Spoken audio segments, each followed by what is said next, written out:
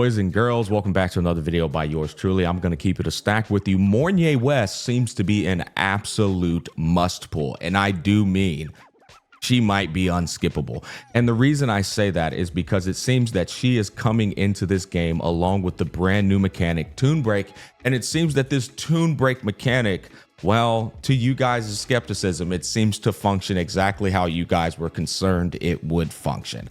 Now look, it seems that people are going to tell you, oh, but everybody can use it. Everybody can use it. Yeah, that's how they get you, boys. Anyways, I'm not even really here to debate about that. Who cares? It's a gacha game. I already know how the fuck these gacha games operate. I always tell you it's not a matter of if, but a matter of when. When meaning when power creep comes into the game or when gacha shit starts to enter the game in terms of a monetary incentive. They got to sell these characters to you guys, and they will sell them one way or another.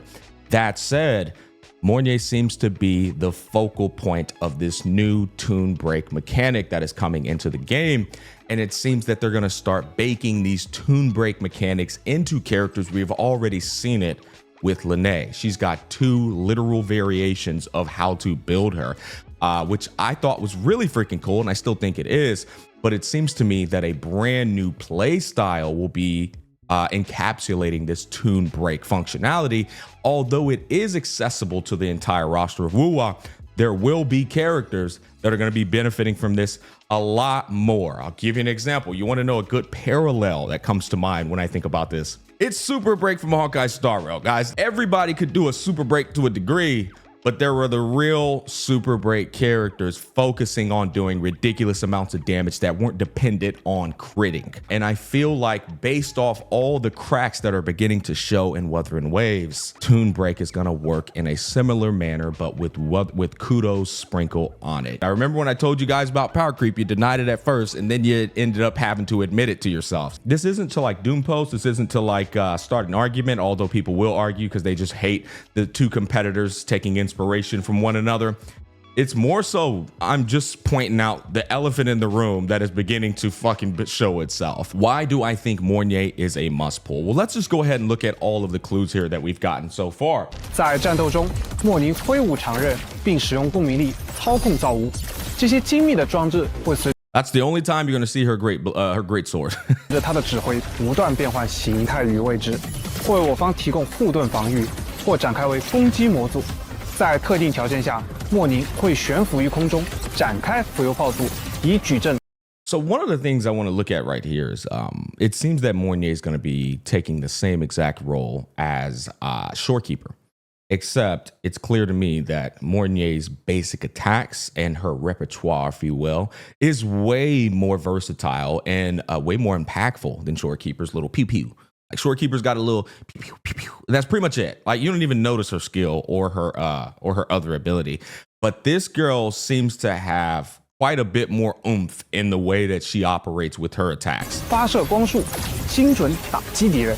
莫宁处于地面攻击状态时，他会借助机械造物提供的能量，使用长刃攻击敌人。同时，机械造物会变为浮游炮，辅助莫宁进行攻击，并获得特殊能量。 当他施展共鸣技能时，浮游炮会在他身前展开一道屏障，格挡 This is wild right here. 敌人的攻势并反击，还可为队友。 That's a counterattack that restores HP to your team. So she has a literal counterattack that deflects it, then hits them, and then restores HP to your team. So she does heal. 回复生命值。当积蓄了足够的特殊能量后 Once her forte gauge, Dodge gauge, however you want to call it, is full, 莫宁可以轻盈腾空，切 she enters the air. 换为空中战斗状态。此时，浮游炮也会切换为浮游炮组。莫宁会控制浮游炮组发射光束攻击敌人，并且处于空中状态的莫宁会展开斜阵。 And here you go. This is one of the things I wanted to talk about. As you can see, she was definitely popping off with all of these freaking different, like, I don't know, crazy types of beams and attacks. She also enters or expands what's called a Sentiny field that grants buffs to all of your allies. You know who else does that? Shorekeeper. And you can look at the radius on this bad boy. It is a absolute fat and beefy radius. And inside of this field, once again, everybody's getting buffs just like Shorekeeper. But check this out. Depending on whether enemies are in the Toon Rupture interfered state or Toon Strain interfered state, 血干涉或极血干涉产生不同的额外 she generates additional buffs. And so you can see with this new mechanic, they are going to be heavily integrating into new characters' kits ways for this tune break system to be beneficial, heavily beneficial to specific characters more than other characters, to incentivize you to pull on that characters with that play style. I could see this coming from a goddamn mile away. Why? Because it is a gacha game. And so with that in mind, if this is the character that's going to be the core support infrastructure for that play style, obviously you're not going to be able to skip this character.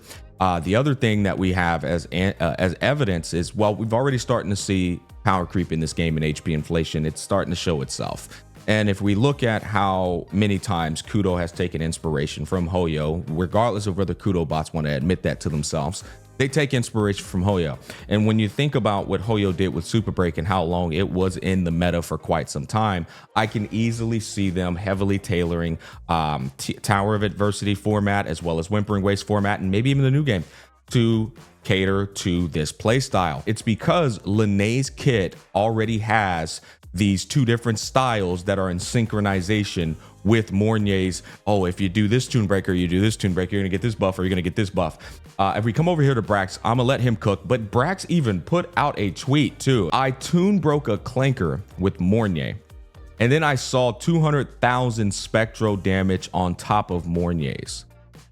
I mean, guys, this screams Super Breako to me. That's what it screams. It's just like, oh, okay, so it seems like this is dead ass, just Kudo's version of Super Break. And then when I come over here, I went straight over here to 540. Look what my friendly neighborhood Mr. Braxophone had to say here. I think she's going to be very good because they have this new mechanic called Tune Break, and her kit lends itself very well to being a supporter for Tune Break teams and also an overall very powerful supporter for other teams as well. Now, so she's good for Tune Break teams, and I quote, Tune Break teams. That's distinctive. But she's good for other teams as well. Let them cook some more. Tune Break is a mechanic that every single team can take advantage of. If you want to know more about it, there's an That's cope. in-game event happening in WoW where you can actually test out tune breaking yourself. I'm not going to say it's cope. What I mean by that is because this is obviously a special privilege type of ordeal, you don't want to necessarily like give away that the gacha company is getting ready to do gacha things. And so in a friendly way, you want to be like, well, everybody else could use it as well. That's what I mean. But it's kind of like, it's cope though, because I guarantee you they're not going to be able to use it to the extent that these motherfuckers is using it.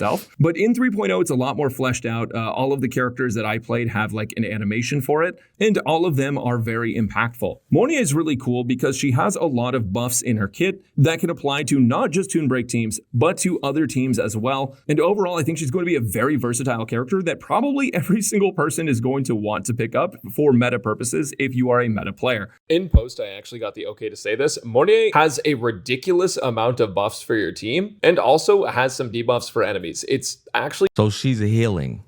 She's providing buffs to the team with her Centiny field. She's providing debuffs to the enemy. She's baked into the Tune Break teams. There's just no way this bitch will not be a absolute must pull character. Crazy how much this character can do. We're talking damage amps, we're talking damage increases, and we're talking some other effects that I can't reveal yet, but she seems like she's going to be an all-around insane support. But and the crazy thing about this is, like, again, if you go back and look at her basic attack sequences and her abilities coming from a healer point, coming from the same role as Shorekeeper. Shorekeeper can't do shit except that cinema ult outro is the only thing she can do. This girl has some crazy sequences of what she's doing with her basic attack repertoire. Okay, so this is the next thing I wanted to briefly touch up on. These are two different sets. And if you go back into the live stream for the 3.0 live stream, you can see Linneae at the very top left-hand corner. She had two different styles to choose from on her forte tree, and you can click from one style over to the other. You can see this one right here is going to grant an attack boost. This seems to be a supportive infrastructure, and then this one seems to be focusing on damage dealing herself. Dealing basic attack damage increases spectral damage, stackable with max stacks, casting Resonance Liberation, increases basic attack damage. So it seems like Linne is going to be a basic attack damage dealer. And then you've got the healing set. This is clearly going to go on Mornye. Healing an ally increases attack for resonators in the team based on the current off-tune buildup. So you can see it is baked in to the sets. It's also baked into Mornye's kit, and you have a brand new playstyle coming into the game called Tune Break. And, you know, to finish this video off, I actually remember when I was talking about we got a brand new mechanic coming into the game and I was excited about it.